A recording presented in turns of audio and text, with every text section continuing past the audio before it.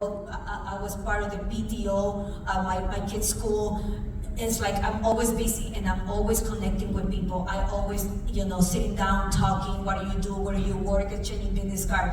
Right away after I meet somebody, I go and send a friend request immediately, the same day. Don't wait 2-3 days after because they're going to be forgetting about it.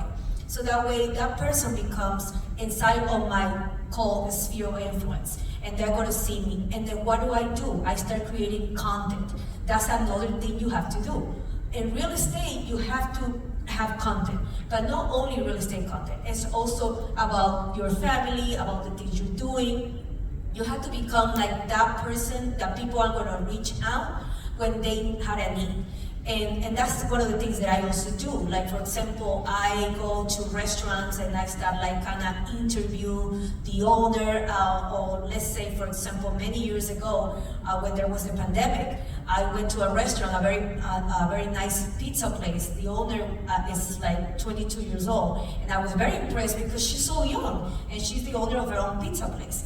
And I was like kind of started interviewing her, and it was so like a very informal interview, but very nice, very cute, right? And then I posted that interview in a group that had like 100,000 people. And one day I was approached by one of the anchors of Channel 6, and she was like, "Oh my gosh, I saw that interview.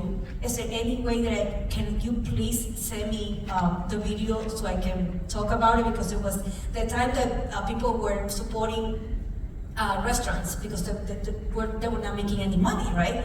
So it was the right time. And that anchor did like an amazing introduction about me that when I watch on TV, local TV, I was crying.